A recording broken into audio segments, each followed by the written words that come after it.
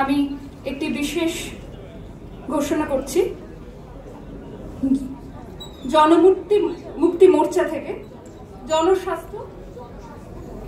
জনস্বাস্থ্য মোর্চা থেকে মিস পৌলমী আসছেন আমাদের WBJDF এর হাতে একটি চিঠি তুলে দেওয়ার জন্য।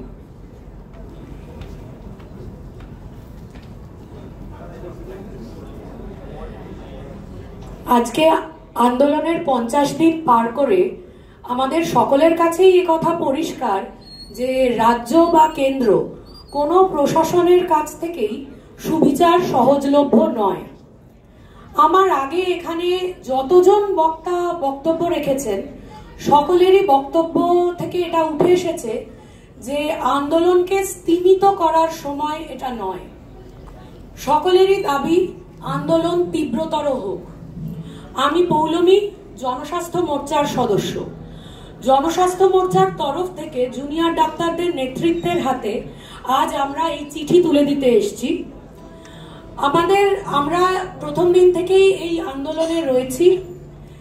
আমরা মনে করছি আজকে এই আন্দোলনকে আরো তীব্রতর রূপ দিতে আরো কিছু স্বাস্থ্য সংক্রান্ত দাবি দেওয়া আমাদের মানুষের সামনে তুলে ধরা দরকার, পুলিশ প্রশাসনের সামনে তুলে ধরা দরকার।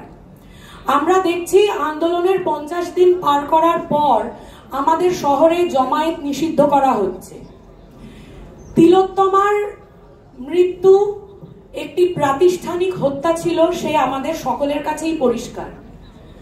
এই হত্যার কারণ বা মোটিভ যদি বলি সেটা হচ্ছে স্বাস্থ্যক্ষেত্রে দুর্নীতি, কালোবাজারি, যে অনৈতিক চক্র আমাদের রাজ্যে চলছে সেই সব কিছুই, যে থ্রেট কালচার, এই সব কথাই আমার পূর্বতন বক্তারা বলেছেন। আমি সেই বক্তব্যগুলো বলে আমার আজকের এই সভা দীর্ঘায়িত করব না। তবে যে 5 দফা দাবি দিয়ে এই আন্দোলন শুরু হয়েছিল সেই আন্দোলনের জেরে আমরা যেটা দেখছি যে রাজ্য সরকার কিন্তু কোনোভাবেই পরিকাঠামোগত কোন রকম উন্নতি করতে ইচ্ছুক নয়। যে ডিজিটাল রেফারেল ব্যবস্থার দাবি জুনিয়র ডাক্তাররা রেখেছেন সেই সংক্রান্ত কোনো অর্ডার আমরা এখনো দেখিনি। আমাদের রাজ্যে যে রোগীরা প্রতিদিন এক স্বাস্থ্যকেন্দ্র থেকে আরেক স্বাস্থ্যকেন্দ্র বা হাসপাতালে রেফার হয়ে হয়রান হন, আমরা চাই সেই সমস্যা মিটুক, সেই সমস্যা নির্মূল হোক। তবেই ডাক্তার, স্বাস্থ্যকর্মী, রোগী প্রত্যেকেই হাসপাতালে বা স্বাস্থ্যকেন্দ্রে নিরাপত্তা পাবেন। নিরাপত্তা যে শুধুমাত্র মিলিটারাইজ করে আনা যায় না, এ দাবিও এই আন্দোলনে প্রথম থেকেই উঠেছে। আমি আমার বক্তব্যের শেষে আজকের সাগর দত্ত মেডিকেল কলেজে যে দুঃখজনক ঘটনাটা ঘটেছে সেই ঘটনাটা নিয়ে একটা একটা কথা বলতে চাই। আমরা এই আন্দোলনের প্রথম দিন থেকে দেখছি রোগী বনাম ডাক্তার এই দ্বন্দ্বকে পুলিশ প্রশাসন, শাসক দল প্রত্যেকে ব্যবহার করছে আন্দোলনকে চির ধরানোর জন্য। আজকে আমাদের সকলকে সচেতন হতে হবে। আমাদেরকে বুঝতে হবে ডাক্তাররা হাসপাতালে উপস্থিত থাকছেন, তারা পরিষেবা দিতে চাইছেন, স্বাস্থ্যকর্মীরা হাসপাতালে উপস্থিত থাকছেন, কিন্তু আমরা দেখছি আমাদের রাজ্যে স্বাস্থ্যকেন্দ্রগুলোয় এক্স-রে হয় না, মহকুমা হাসপাতালে সিটি স্ক্যান ফেসিলিটি নেই, MRI হয় না। ওষুধের মান, যে ওষুধ সরবরাহ হয় সরকারি হাসপাতালে তার মান নিয়ন্ত্রণ যে কমিটি করে সেখানেও একই রকম দুর্নীতি। এই পরিষেবাগত দিক থেকে এই সমস্যাগুলো না মিটলে রোগী বনাম চিকিৎসক এই ফ্রিকশন কিন্তু রিজলভ করা যাবে না।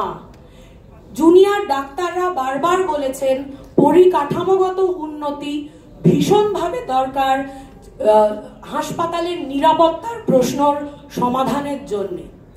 সেই জন্য আজকে জনস্বাস্থ্য মোর্চার তরফে আমাদের প্রস্তাব স্বাস্থ্য ব্যবস্থা ব্যবস্থাকে, আমাদের রাজ্যের স্বাস্থ্য ব্যবস্থাকে এক আমূল সংস্কারের মধ্যে দিয়ে নিয়ে যেতে হবে।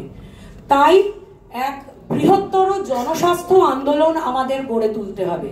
আমাদের রাজ্যে 80-র দশকে আমরা সেরকম প্রচেষ্টা দেখেছি। আজকের এই আন্দোলনে সমাজের আপামর মানুষ যেভাবে পাশে এসছেন, এই আন্দোলনকে একটা সংগঠিত রূপ দিতে হবে। আমাদের স্বাস্থ্য ব্যবস্থায় পরিকাঠামোগত উন্নতির কংক্রিট দাবিগুলো আমাদেরকে তুলতে হবে। শেষ করব আমার বক্তব্য, আমাদের এই আন্দোলন, যে আন্দোলন চিকিৎসক, স্বাস্থ্যকর্মী এবং আপামর জনগণ হাতে হাত মিলিয়ে শুরু করেছে, এগিয়ে নিয়ে যাচ্ছে, এই স্তরে এসে এই আন্দোলনকে তীব্র করার, বৃহত্তর করার পাশাপাশি আমরা জনস্বাস্থ্য মোর্চার তরফ থেকে দাবি রাখছি যে প্রত্যেক এলাকায় থ্রেট কালচার, সিন্ডিকেট রাজ, দুর্নীতি যদি আমাদের বন্ধ করতে হয়, যদি এই স্বাস্থ্য ব্যবস্থার অরাজকতা আমাদেরকে নির্মূল করতে হয়, তাহলে প্রত্যেক এলাকায় দরকার জনস্বাস্থ্য নজরদারি কমিটি। নাগরিক সমাজের সক্রিয় ভূমিকা ছাড়া কিন্তু কোনোভাবেই স্বাস্থ্য ব্যবস্থার সংস্কার সম্ভব নয়।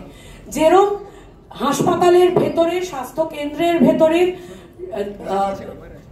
ডাক্তারদের, রেসিডেন্ট ডাক্তারদের নির্বাচন, যেরকম মেডিকেল কলেজগুলোতে ইউনিয়নের নির্বাচন, স্বাস্থ্যকর্মীদের নির্বাচন, ডেমোক্রেটিক ভাবে রোগী কল্যাণ সমিতি তৈরি করার প্রস্তাব যেরকম উঠে এসেছে, আমরা প্রস্তাব রাখছি একই সাথে জনগণকে প্রত্যেক পাড়ায়, প্রত্যেক এলাকায় সর্বদা জাগ্রত থাকতে হবে, সজাগ থাকতে হবে, যাতে শুধু এখন বলে নয়, কখনোই এই থ্রেট কালচার, সিন্ডিকেট রাজ আমাদের নিরাপত্তার অন্তরায় হয়ে না দাঁড়ায়।